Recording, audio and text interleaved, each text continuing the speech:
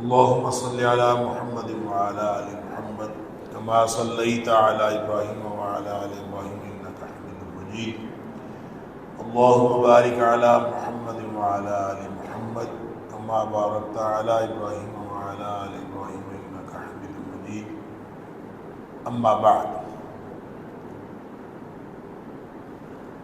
اللہ کے فضل، اس کی توفیق اور اس کی رحمت سے آج 25ویں پارے کے ساتھ ہمارا قیام مکمل ہوا۔ اللہ تعالی ہم سب کی طرف سے قبول فرمائے۔ 25ویں پارے میں سورہ حامیم سجدہ جاری ہے، جس کو سورہ فصلت بھی کہتے ہیں۔ اس کی آخری 8 آیات آج کے پارے میں شامل ہیں۔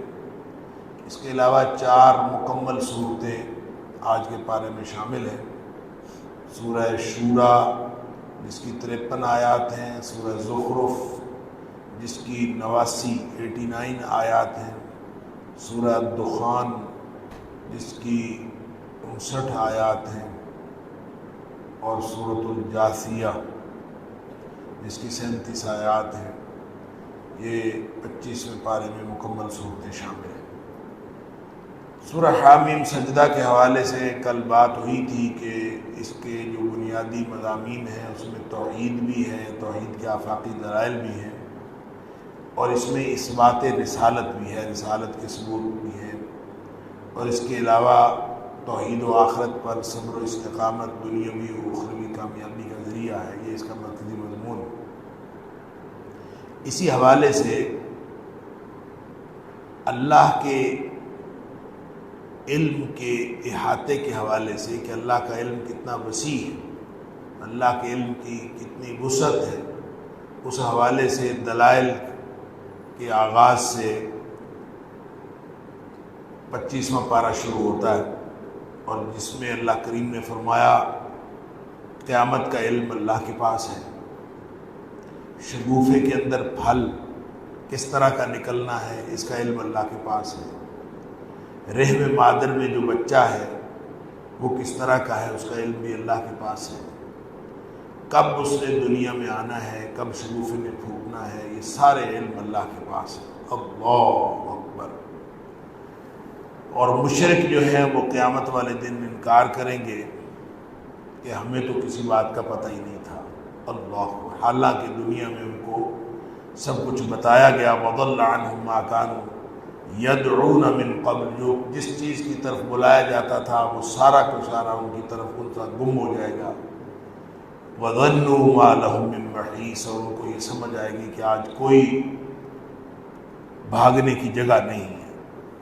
پھر اللہ کریم نے انسانی نفسیات کا ذکر کیا ہے کہ نعمتوں پہ انسان اتراتا ہے جب بھی نعمت ملتی ہے، اور خاص طور پہ کافر جو ہے وہ مصیبتوں میں لمبی چوڑی دعائیں کرتے ہیں اور اس نعمتوں پہ اتراتے ہیں، لیکن خاص طور پہ آخرت کے بارے میں جب ان سے ذکر کیا جائے تو وہ کہتے ہیں وَلَئِن رُجِعْتُ إِلَىٰ رَبِّي إِنَّ لِي عِندَهُ لَلْحُسْنَىٰ، میں جب آخرت، اگر کوئی، پہلی تو بات یہ ہے کہ آخرت قائم بھی کوئی نہیں ہونی، اور اگر آخرت قائم ہوئی بھی، میں آخرت میں گیا بھی تو مجھے وہاں بھی اچھا ہی ملے گا، وہاں بھی کوئی کم نہیں ملے گا۔ اللہ اکبر۔ اللہ تعالیٰ فرماتا ہے کہ وہاں پہنچے تو صحیح، اس کو لگ پتہ جائے گا کہ اس کے لیے کیا ہے۔ وَلَنُذِيقَنَّهُم مِّنْ عَذَابٍ غَلِيظٍ، اس کو سخت عذاب جو ہے وہ اس کا سامنا کرنا پڑے گا۔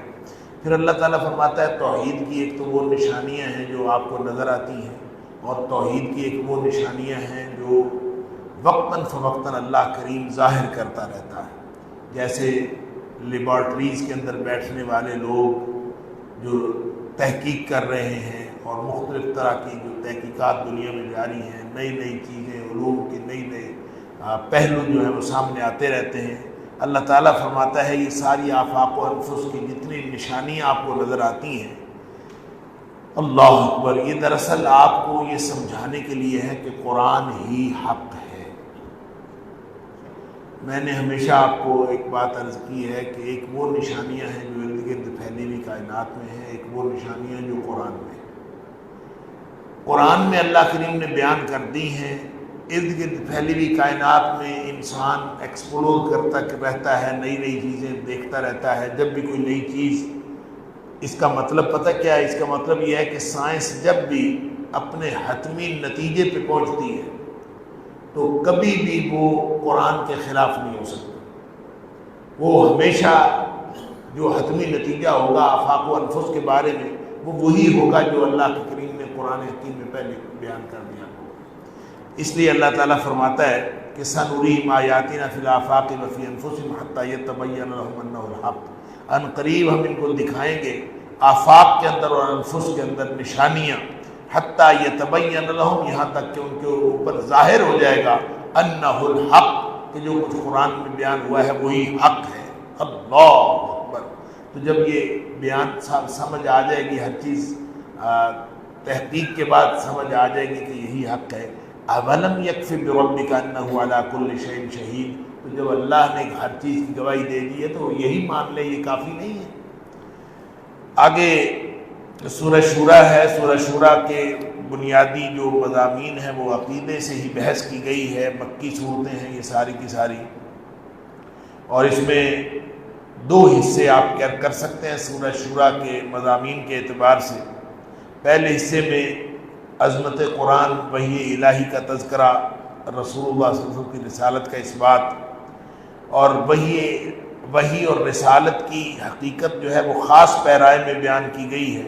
اور یہ بتایا گیا ہے کہ یہ جو وحی نبی پاک صلی اللہ علیہ وسلم پر نازل ہو رہی ہے یہ نئی اور نرالی نہیں ہے، یہ وہی ہے جو پہلے انبیاء کے اوپر بھی وحی نازل ہوتی رہی ہے، وہی ہے.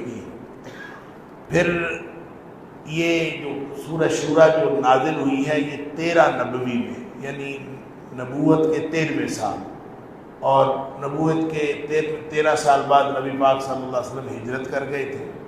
اور یوں لگتا ہے کہ یہ الوداعی خطاب ہے، اور اس میں نبی پاک صلی اللہ علیہ وسلم کو مدینہ میں اسلامی حکومت کے قیام کی تمہید بھی باندھ دی گئی ہے، اور شورائیت پر مشتمل ایک عادلانہ نظام، ایک اجتماعی نظام جو ہے اس کا حکم بھی دے دیا گیا. اور آغاز ہوتا ہے کہ وحی اور صفات الہیہ کا تعارف بتایا گیا ہے، اور شرک کا ابطال کیا گیا ہے آیت نمبر 1 سے 12 تک، اور بتایا گیا کہ شرک سے بچ جاؤ. شرک کا جرم اتنا سنگین ہے، اللہ اکبر، کہ تکاد السماوات یتفطرن من فوقہن. شرک کرنے والے جس قدر سنگین جرم کر رہے ہیں ہو سکتا ہے آسمان پھٹ جائے. اللہ اکبر. اور والملائکۃ یسبحون بحمد ربہم ویستغفرون لمن فی الارض. فرشتے ہر وقت ڈرتے رہتے ہیں اور اللہ کی تسبیح بھی بیان کرتے ہیں، اور زمین والوں کے لیے استغفار کرتے ہیں، اور اس جرت پر استغفار کرتے ہیں کہ حضرت انسان کس قدر جرت کرتا ہے، اللہ تعالیٰ کے ساتھ شرک تک کر بیٹھتا ہے. اور پھر فرمایا کہ اے حبیب صلی اللہ علیہ وسلم، آپ جو ہیں وہ ان کے ذمہ دار نہیں ہیں. وما انت علیہم بوکیل. یہ جو شرک کر رہے ہیں آپ ان کو روکیں، منع کریں. اگر منع ہو جائے تو ٹھیک ہے، نہیں منع ہوتے تو یہ کوئی آپ کی ذمہ داری نہیں ہے کہ لازماً ان کو منع کرنا ہے. ان کو کہنا آپ کی ذمہ داری ہے. کوئی رکتا ہے تو نہیں رکتا، یہ اللہ تعالیٰ کا معاملہ ہے. صفات الہیہ کے حوالے سے ایک اصول بیان کیا گیا ہے کہ لیس کمثلہ شیء. اللہ جیسی کوئی چیز نہیں، اللہ کے علم جیسا کسی کا علم نہیں، اللہ کے رحم جیسا کسی کا رحم نہیں، اللہ کی رحمت جیسی کسی کی رحمت نہیں، اللہ کی رافت جیسی کسی کی رافت نہیں، اللہ کی نرمی. جو کچھ اللہ کا ہے ویسا دنیا کائنات میں کوئی ہو سکتا ہی نہیں. انسانوں کا غصہ ہے، اللہ کا غصہ ہے. انسانوں کا پیار ہے، اللہ کا پیار ہے.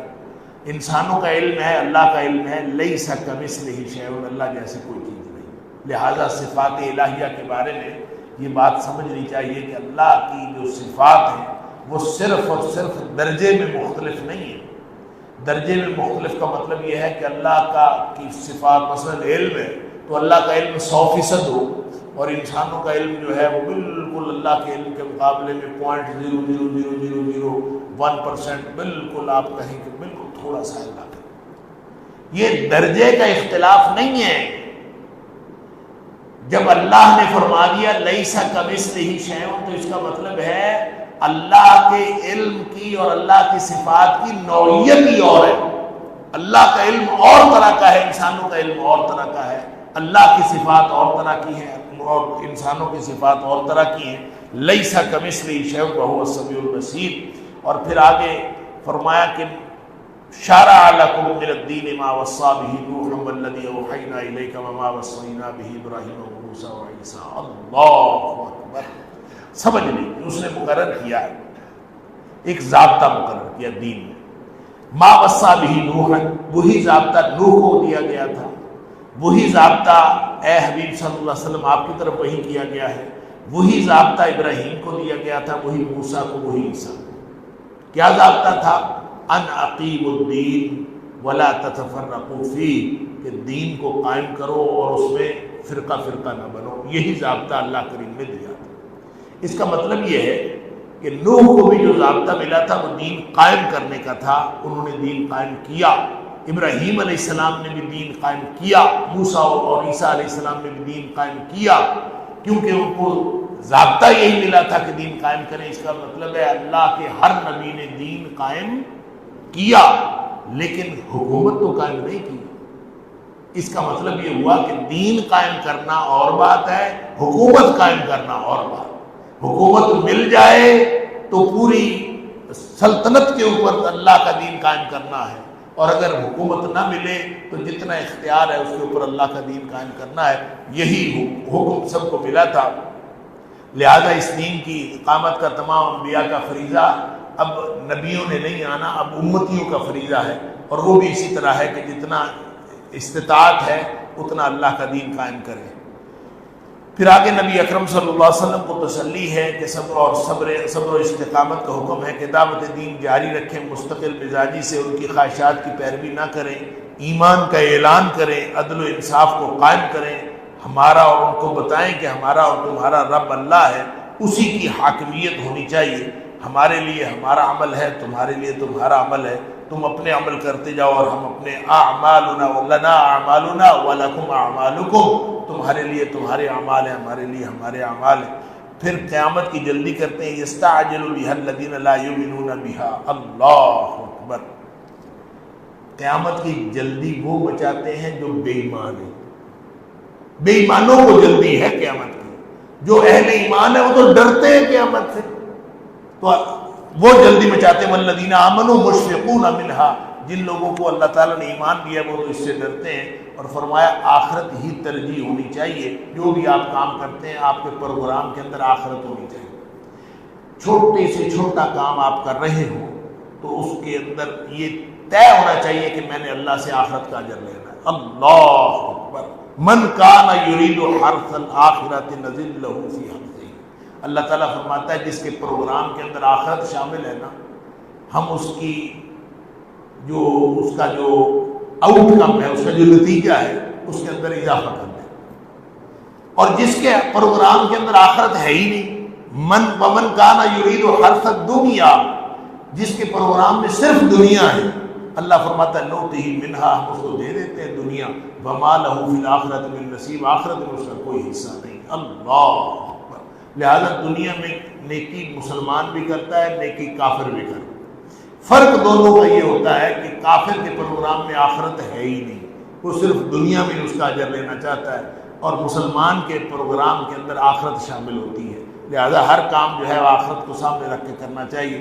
آیت نمبر 21-22 میں اللہ تعالیٰ نے فرمایا کہ مشرکین جو ہیں یہ خود ساختہ شریعت بناتے ہیں۔ اللہ اکبر، اس پر اللہ کریم کا غصہ ہے، اور اللہ کریم کے غصے کے یہ لوگ مستحق ہوتے ہیں، اور پہلے سے اگر ایک بات کا فیصلہ نہ ہو گیا ہوتا تو ان کے اوپر عذاب آ چکا ہوتا۔ اب پہلے سے کس بات کا فیصلہ ہو گیا ہے؟ اللہ تعالیٰ نے ایک پورا نظام بنایا ہے، اللہ تعالیٰ اچانک نہیں پکڑتا، فوراً نہیں پکڑتا، اللہ تعالیٰ مہلت دیتا ہے، مہلت دے کے دوبارہ اور خاص وقت میں جا کے پکڑتا ہے۔ وَلَوْلَا كَلِمَةُ الْفَصْلِ لَقُضِيَ بَيْنَهُمْ، اگر ایک خاص فیصلہ نہ ہوا ہوتا تو یہ اب تک فیصلہ ان کے اوپر عذاب آ چکا تھا۔ وَإِنَّ الظَّالِمِينَ لَهُمْ عَذَابٌ أَلِيمٌ، عذاب تو دردناک ان کے اوپر آنا ہی ہے، اللہ تعالیٰ نے ایک مہلت دی ہوئی ہے، اس سے فائدہ اٹھا لو۔ آگے فرمایا کہ نبی پاک صلی اللہ علیہ وسلم کے اوپر یہ اعتراض کرتے ہیں کہ خود گھڑتا ہے۔ اللہ اکبر، ام یقولون افترا علی اللہ کذبا فإن یشاء اللہ یختم علی قلبک. عقل سلیم سے آپ سوچیں تو نبی پاک صلی اللہ علیہ وسلم کے سچے ہونے کی دلیل آپ کو خود مل جائے. یہ وہ بات ہے جو میں ہمیشہ کرتا ہوں کہ اللہ کا قرآن بھی حق ہے اور نبی پاک صلی اللہ علیہ وسلم کی حیات طیبہ بھی حق ہے. نبی پاک صلی اللہ علیہ وسلم بھی حق ہے. لہذا جو عقل سلیم کے ساتھ قرآن پڑھتا ہے اس کو حق نظر آ جاتا ہے، اور جو جس کو اور وَمَاذَا بَعْدَ الْحَقِّ إِلَّا الضَّلَالُ، جب حق آ گیا تو حق کے اوپر سوال اٹھانا گمراہی ہوتی ہے. جو اللہ کے رسول صلی اللہ علیہ وسلم پر سوال اٹھاتا ہے وہ بھی گمراہی، اور جو قرآن پر سوال اٹھاتا ہے وہ بھی گمراہی. آگے قدرت الہیہ کا بیان ہے اور اللہ کے علم و حکمت کا بیان ہے. پھر فرمایا کہ رزق کی فراوانی، اللہ تعالیٰ اتنی رزق کی فراخی عطا فرماتا ہے. اللہ وَلَوْ بَسَطَ اللَّهُ الرِّزْقَ لِعِبَادِهِ لَبَغَوْا فِي الْأَرْضِ، اللہ تعالیٰ اگر سارے لوگوں کا رزق اضافہ کر دیتا تو یہ انہوں نے تو بغاوت کر دینی تھی. لوگوں کے حالات ہی اس طرح کے ہیں، لہٰذا اللہ تعالیٰ ایک مقرر اندازے کے مطابق دیتا ہے. پھر فرمایا توحید کی نشانیاں ہیں، مایوسی جب پھیل جاتی تو اللہ تعالیٰ ان کو بارش عطا فرما دیتا ہے. پھر فرمایا وما اصابکم من مصیبت فبما کسبت ایدیکم ویعفو عن کثیر. ان کے جو کرتوت ہیں نا لوگوں کے، وہی مصیبتیں کھڑی کرتے ہیں. اللہ اکبر. اور پھر فرمایا کہ جب مصائب آتے ہیں تو بھی اللہ تعالیٰ بہت ساری مصیبتوں کے ذریعے آپ کے گناہ معاف کرتا ہے. گناہ معاف ہوتے ہیں مصائب کے ذریعے. جتنی مصیبتیں فبما کسبت ایدیکم ویعفو عن کثیر، بہت ساری، یعنی اہل ایمان کو یہ خوشخبری ہے کہ مصیبتوں کی وجہ سے معافی ملتی ہے عمومی.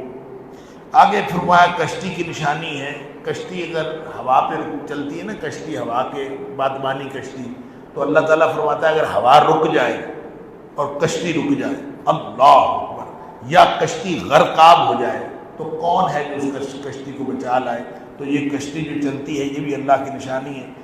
سب جانتے ہیں کہ کوئی جائے فرار نہیں ہے. پھر آگے اللہ کریم نے اہل ایمان کے اوصاف بیان کی ہیں کہ بڑے گناہوں سے پرہیز کرتے ہیں، بے حیائی سے اجتناب کرتے ہیں، غصہ آ جائے تو معاف کر دیتے ہیں، رب کا حکم مانتے ہیں، نماز قائم کرتے ہیں، اور مشورے سے معاملات طے کرتے ہیں. وَأَمْرُهُمْ شُورَىٰ بَيْنَهُمْ، اپنے معاملات جو ہے مشورے سے طے کرتے ہیں، اور اللہ کے دیے ہوئے رزق میں سے خرچ کرتے ہیں، ظلم کا بدلہ لیتے ہیں.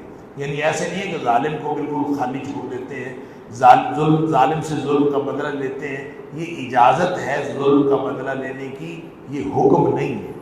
بلکہ اگر کوئی شخص معاف کر دے، فرمایا جو معاف کر دیتا ہے اس کا سبحان وَلِمَنْ انتَصَرَ بَعْدَ ظُلْمِهِ فَأُولَٰئِكَ مَا عَلَيْهِم مِّن سَبِيلٍ، جو اگر ظلم کے بعد بھی معاف کر دیتا ہے تو اللہ تعالیٰ، یعنی صبر اور معاف کرنا زیادہ بہتر ہے اور اس کا اجر ہے. وَلَمَنْ صَبَرَ وَغَفَرَ إِنَّ ذَلِكَ لَمِنْ عَزْمِ الْأُمُورِ، جو صبر کرتا ہے اور معاف کر دیتا ہے اس میں اجر زیادہ ہے. آگے آیت نمبر 44 سے 46 تک فرمایا مشرکین اور کافرین جو ہیں ان کا انجام بہت برا ہے، دائمی خسارہ ہے، قائم رہنے والا عذاب ہے، ذلت و رسوائی ہے. اور آگے 47 سے 50 نمبر آیت کے اندر فرمایا رب کا حکم مان لو. عذاب سے پہلے اللہ کریم نے یہ دعوت دی ہے کہ بچ جاؤ، قبول کر لو، دعوت کو قبول کر لو گے تو عذاب سے بچ جاؤ. فرمایا بادشاہت اسی کی ہے، اولاد بھی اسی کے ہاتھ میں ہے. اللہ اکبر. یہب لمن یشاء اناثا ویہب لمن یشاء ذکور، جس کو چاہتا ہے بیٹے دیتا ہے، جس کو چاہتا ہے بیٹیاں دیتا ہے. او یزوجہم ذکرانا و اناثا، جس کو چاہتا ہے بیٹے بیٹیاں ملا کے دے دیتا ہے. اور وَيَجْعَلُ مَن يَشَاءُ عَقِيمًا، جس کو چاہتا ہے بانجھ بنا دیتا ہے، ہوتا ہی کچھ نہیں. اللہ اکبر. سب اس کے ہاتھ میں. انہ علیم القدیر، وہ جاننے والا بھی ہے اور قدرت رکھنے والا بھی ہے. پھر فرمایا کہ وحی کی مختلف صورتیں ہیں. اصل میں یہود کا اعتراض تھا، وہ کہتے تھے کہ موسیٰ علیہ السلام سے اللہ کریم نے کلام کیا، تو نبی کریم صلی اللہ علیہ وسلم کے ساتھ اللہ کلام کیوں نہیں کرتا. اللہ تعالیٰ فرماتا ہے کہ وحی کی 3 صورتیں ہیں. ایک یہ ہے کہ دل میں بات ڈالنا، ایک یہ ہے کہ پردے کے پیچھے سے ہم کلام ہونا، اور ایک ہے فرشتے کے ذریعے سے پیغام بھیجنا. نبی کریم صلی اللہ علیہ وسلم کو اللہ نے تینوں صورتوں میں وحی بھیجی. پردے کے پیچھے سے کلام بھی کیا ہے، فرشتے کے ذریعے سے پیغام بھی بھیجا ہے، اور دل میں بات بھی ڈالی ہے. یعنی گویا وحی کی جو کامل ترین صورت ہے وہ نبی اکرم صلی اللہ علیہ وسلم کو ملی. آگے سورہ زخرف ہے، سورہ زخرف بھی مکی صورت ہے، اس کے بنیادی مضامین بھی وہی ہیں، عقیدہ، توحید، رسالت، رد شرک کے عقلی دلائل دیے گئے ہیں، مشکلات و مصائب کا تذکرہ ہے اس میں، نبوت پر اعتراضات کرنے والے اور اس کے اوپر جو شکوک و شبہات اٹھانے والے ان کا جواب دیا گیا ہے، اور پھر مشرکانہ خرافات جو ہیں، مختلف قسم کے جو مشرک جو حرکتیں کرتے ہیں ان کا علاج بتایا گیا ہے۔ تو ابتدا قرآنی دعوت و مشرکین کے رویے سے ابتدا ہے، آیت نمبر 1 سے 8 تک، کہ تمہاری شرارتوں کے سبب جو ہے قرآن کا نزول بند نہیں ہوگا، گزشتہ انبیاء کا بھی مذاق اڑایا گیا، تم مذاق اڑاتے رہو، اس سے قرآن بند نہیں ہوگا۔ اللہ اکبر، انا جعلناہ قرآنا عربیا لعلکم تعقلون وانہ فی ام الکتاب لدینا لعلی حکیم۔ یہ قرآن جو ہے نازل ہو کے رہے گا۔ آیت نمبر 9 سے 25 تک دلائل توحید ہیں اور شرک فی ذات کی تردید کی گئی ہے۔ اللہ اکبر، اور پوچھو ان سے کہ آسمان کس نے بنائے، زمین کو بچھونا کس نے بنایا، زمین میں راستے کس نے بنائے، پانی کس نے برسایا، مردہ کھیتی کو زندہ کس نے کیا، جوڑے کس نے بنائے، سواری کے لیے کشتی اور جانور کس نے دیے۔ اللہ اکبر، وَلَئِنْ سَأَلْتَهُم مَّنْ خَلَقَ السَّمَاوَاتِ وَالْأَرْضَ، یہ وہی مضمون ہے جو مختلف صورتوں کے اندر اللہ کریم نے مشرکین مکہ کا عقیدہ بیان کیا کہ ان سے پوچھو کہ کون سب کچھ کرتا ہے، تو ان کا جواب آگے سے ہوگا لَيَقُولُنَّ خَلَقَهُنَّ الْعَزِيزُ الْعَلِيمُ، یہ کہیں گے کہ وہی جو غالب اور جاننے والا ہے اسی نے سب کچھ کیا۔ تو فرمایا کہ پھر سواریاں کرتے ہو، اللہ تعالیٰ کی دی ہوئی نعمتوں سے مزے لیتے ہو، تو سواری بھی کرو اور ساتھ پھر اللہ کو یاد بھی کرو۔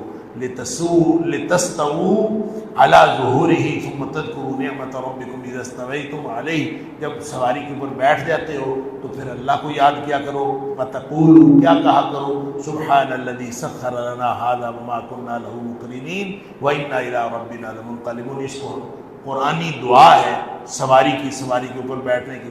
لوگ سمجھتے ہیں یہ شاید سفر کی دعا ہے، یہ سفر کی دعا نہیں ہے، سفر کی دعا نبی پاک صلی اللہ علیہ وسلم نے اور سکھائی ہے، یہ سواری کی دعا ہے، جب سواری پہ بیٹھتے ہو تو یہ پڑھنی چاہیے۔ آگے فرمایا کہ فرشتوں کو یہ اللہ کی بیٹیاں قرار دیتے ہیں۔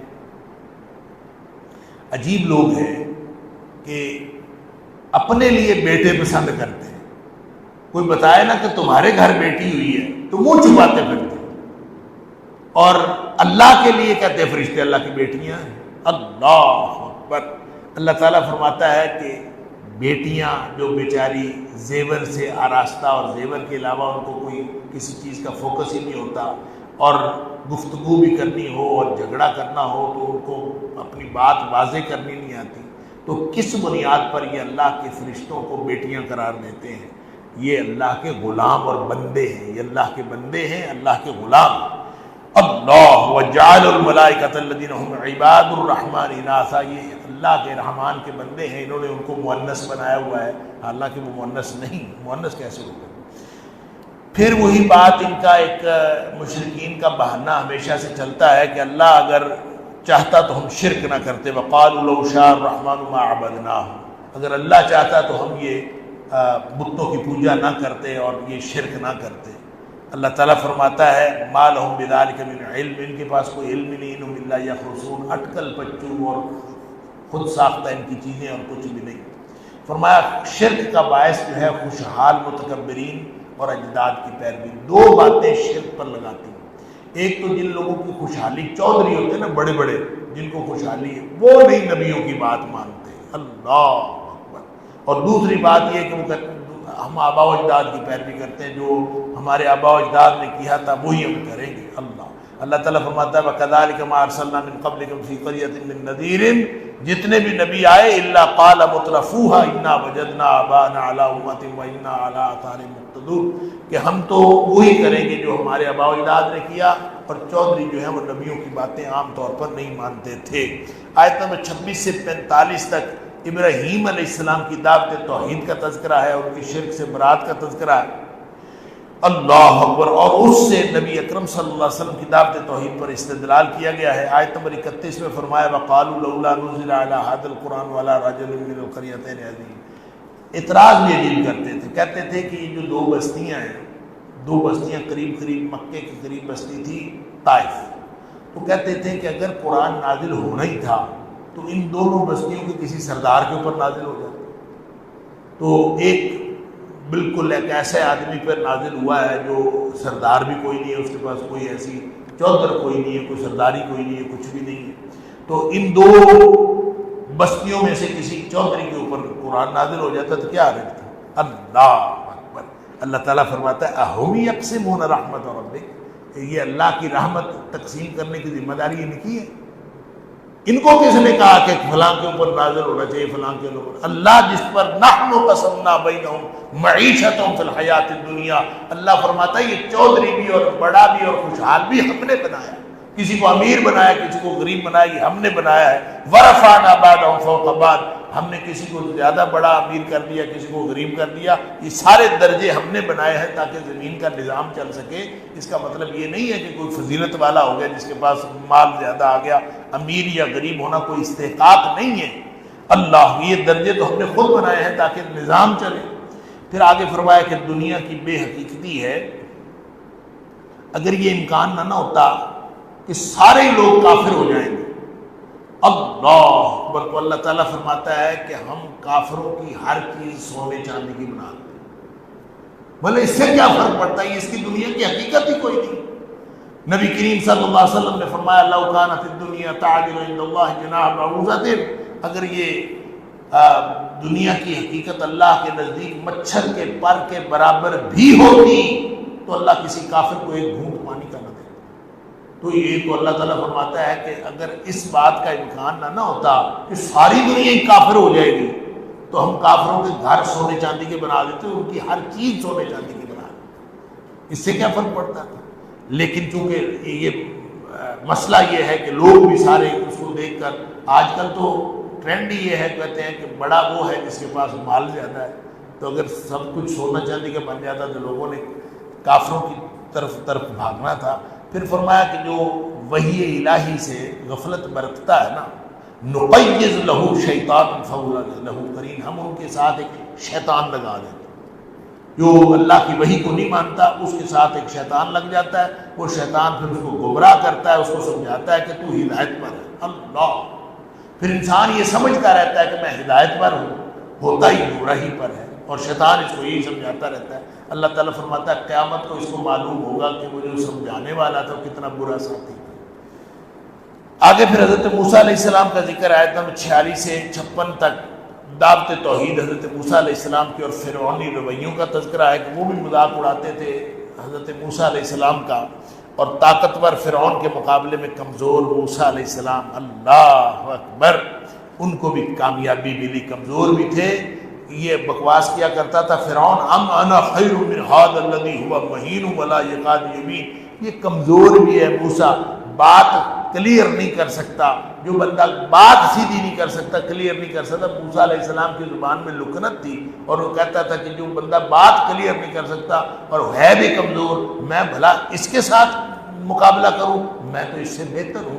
یہ فرعون یہ بکواس کیا کرتا تھا. اللہ تعالیٰ فرماتا ہے کہ پھر بالآخر جو ہے وہ فَأَغْرَقْنَاهُمْ أَجْمَعِينَ، سارے کے سارے غرق ہو گئے. پھر آگے عیسیٰ علیہ السلام کی دعوت توحید اور مخالفانہ طرز عمل کا تذکرہ ہے کہ جن لوگوں نے حضرت عیسیٰ علیہ السلام کی مخالفت کی. پھر آگے آیت نمبر 67 سے لے کر 73 تک متقین کا اجر بتایا گیا ہے. متقین کو اللہ تعالیٰ کیا عطا فرمایا؟ فرمایا کہ ان کو اللہ تعالیٰ جنتیں دے گا. ادخلوا الجنۃ وانتم، تم سب جنت میں داخل ہو جاؤ اور تمہاری بیویاں بھی جنت میں داخل ہو جائیں. فرمایا کہ ان کو حوریں ملیں گی جنت میں، خوش ہوں گے، دائمی خوشی ملے گی. گھومتے تھال سونے چاندی کے ان کے آگے پیچھے ہوں گے، چھلکتے ہوئے جام ہوں گے. ہر من چاہی چیز ان کے پاس ہوگی، جو کچھ چاہیں گے ان کے سامنے آ جائے گا. اور پھر لذت بصر کے لیے یعنی آنکھوں کی لذت کی ہر چیز ملے گی، ہر قسم کے میوے ہوں گے. اور پھر خاص بات یہ ہے کہ ہمیشگی ہوگی، وہ نعمتیں کبھی ختم نہیں ہوں گی. اللہ تعالیٰ ہم سب کو جنت عطا فرمائے. آگے پھر آیت نمبر 74 سے 80 تک مجرمین کا انجام بتایا گیا ہے. اللہ اکبر. اتنے مایوس ہوں گے کہ یا ونادوا یا مالک لیقضی علینا ربک. اللہ اکبر. کہیں گے جنت جو جہنم کا داروغہ ہے مالک فرشتہ، اس کو کہیں گے کہ تو رب سے بات کر، ہمیں ہماری موت آ جائے، ہمارا فیصلہ ہو جائے، ہماری موت آ جائے. اللہ. قال انکم ماکثون، وہ آگے سے جواب دے گا نا تم نے ادھر ہی رہنا ہے، کوئی موت شوت نہیں آنی۔ اللہ، جیسے سورہ مومن کے اندر فرمایا کہ مالک سے کہیں گے ایک دن کا عذاب ہی کم کر دے، اللہ اکبر، اور بتایا جائے گا کہ نہیں یہ تمہارے لیے ہمیشہ کا عذاب ہے۔ تو کفار کی سازشوں کا اور شرک کا رد کیا گیا ہے، اور فرمایا کہ یہ جہنم جو ہے نا یہ کافروں کے لیے ہے اور مشرکوں کے لیے ہے، اگر دنیا میں وہ بچ جائیں تو یہ جہنم سے بچ سکتے ہیں۔ آگے پھر آخر پہ اللہ تعالیٰ نے اس صورت کے اختتام پر دلائل توحید عطا فرمائے ہیں، اور فرمایا وہی بات کہ وَلَئِن سَأَلْتَهُم مَّن خَلَقَهُم لَّيَقُولُنَّ اللَّهُ، ان سے پوچھو کہ خالق کون ہے تو کہیں گے اللہ ہی ہے۔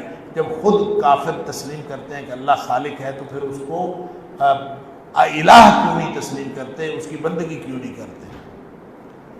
آگے پھر سورہ دخان ہے، سورہ دخان میں بھی سورہ زخرف کے آخر پہ بھی نبی پاک صلی اللہ علیہ وسلم کو تسلی دی گئی ہے، اور سورہ دخان میں بھی بنیادی عقائد توحید آخرت اور ماننے والوں کو جزا اور نہ ماننے والوں کو سزا کا تذکرہ ہے، دنیا کی ہلاکت اور دوزخ کا تذکرہ ہے کہ یہ جہنم میں جائیں گے۔ ابتدا جو ہے عظمت قرآن سے ہے اس سورت کی، اس رات کی عظمت جس میں قرآن نازل ہوا، انا انزلناہ فی لیلۃ مبارکہ، یہ قرآن ہم نے مبارک رات میں نازل کیا ہے، اور فرمایا فیہا یفرق کل امر حکیم، اس میں ہر رات ہر اہم بات کا فیصلہ کیا جاتا ہے۔ اس رات میں قرآن نازل ہوا ہے جس رات ہر اہم بات کا فیصلہ کیا جاتا ہے۔ لوگوں نے پتہ نہیں کیوں اس رات کو نصف شعبان کی رات سمجھا ہے، اور جس کو ہماری زبان میں شب برات کہتے ہیں، یہ شب برات بھی کوئی عربی کے زبان کا لفظ ہی کوئی نہیں ہے، تو پتہ نہیں کہاں سے یہ شب بنا لی ہے۔ حالانکہ قرآن نے خود کہہ دیا کہ شہر رمضان الذی انزل فیہ القرآن، قرآن جس رات میں نازل ہوا ہے وہ شعبان میں نہیں ہے، وہ رمضان میں ہے، اور قرآن نے بتا دیا انا انزلناہ فی لیلۃ القدر، ہم نے اس کو اس رات میں نازل کیا جو قدر والی رات ہے۔ وما ادراک ما لیلۃ القدر، تمہیں کیا پتہ وہ لیلۃ القدر کیا ہے؟ لیلۃ القدر خیر من الف شہر، تنزل الملائکۃ والروح فیہا باذن ربہم من کل امر، ہر چیز کا فیصلہ لے کے فرشتے اترتے ہیں کس رات میں؟ لیلۃ القدر میں۔ تو یہاں فرما دیا فیہا یفرق کل امر حکیم، کہ ہر رات اس میں فیصلہ ہوتا ہے ہر اہم بات کا۔ تو مطلب یہ نتیجہ یہ نکلا کہ قرآن نے خود تشریح کر دی کہ لیلہ مبارکہ سے مراد لیلۃ القدر ہی ہے، اور جس رات میں فیصلے ہوتے ہیں وہ فیصلوں کی رات بھی لیلۃ القدر ہے۔ آگے پھر اللہ کریم نے مختلف جو سرکش تاریخ کے ہیں ان کے انجام کا تذکرہ کیا ہے، فرعون کا انجام ہے، مختلف اقوام کی ہلاکت کا تذکرہ کیا ہے، اور فرمایا فما بقت علیہم السماء والارض وما كانوا منذرین، کہ جو قوموں کو ہم نے تباہ و برباد کیا، نہ ان کے اوپر آسمان رویا نہ زمین پہ کوئی رونے والا تھا، تباہ برباد ہو گئے۔ اسی طرح ڈرایا جا رہا ہے کفار مکہ کو کہ تم بھی جب تباہ و برباد ہوگے تمہارے اوپر بھی کوئی نہ رونے والا ہوگا نہ مہلت ملے گی۔ اسی طرح سے جو پہلے تھے ان کو بھی فما بقت علیہم السماء والارض وما كانوا منذرین، نہ ان کو مہلت ملی نہ ان کے اوپر کوئی رونے والا تھا۔ پھر مختلف قوم طلبہ کی ہلاکت، اور مختلف فرمایا کائنات جو ہے بے مقصد نہیں، اللہ تعالیٰ نے کائنات وما خلقنا السماوات والارض وما بینہما لاعبین، ایسے شغل میلے کے لیے کائنات نہیں بنائی، یہ خاص سنجیدہ معاملہ ہے۔ ما خلقناہما الا بالحق، اللہ نے یہ کائنات حق کے لیے بنائی ہے، ولکن اکثرهم لا یعلمون، لوگوں کی اکثریت جو ہے وہ مانتی نہیں ہے۔ ان یوم الفصل میقاتهم اجمعین، سب جب قیامت ہوگی تو اس دن سمجھ آئے گی۔ فرمایا اہل جہنم کی جو تواضع کی جائے گی، شجر زقوم سے تھور کا کانٹے دار درخت ہوگا، اللہ اکبر، اور پگھلے ہوئے تانبے کی مانند جو ہے وہ ان کو کھانے اور پینے کے لیے ملا جائے گا، اور ان کو دھکیل کے جہنم میں پھینکا جائے گا، کھولتا ہوا پانی ان کے سروں پہ ڈالا جائے گا، جہنم کا عذاب چکھو کہ تم دنیا میں، کہا جائے گا ذوق، چکھو اب یہ عذاب جہنم کا، انک انت العزیز الکریم، دنیا میں تو بڑا بنتا تھا، عزت والا باوقار بنتا تھا، آج چکھو یہاں پہ، اللہ تعالیٰ معاف فرمائے۔ آگے متقین کی جزا کا، یہ قرآن کا اسلوب ہے کہ تقابل جو ہے فوراً جو ہے تقابل کرتا ہے، جنتیوں کے ساتھ جہنمیوں کا تقابل، جہنمیوں کے ساتھ جنتیوں کا تقابل۔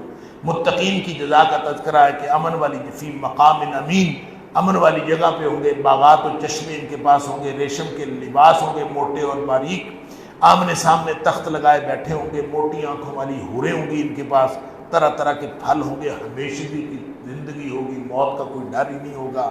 اللہ تعالی ہم سب کو جنت الفردوس عطا فرمائے۔ فضلا من ربک، اچھا فرمایا لا یذوقون فیہا الموت الا الموتۃ الاولی، یہ جو پہلی موت ایک دفعہ آ گئی اس کے بعد وہاں کوئی موت نہیں ہوگی۔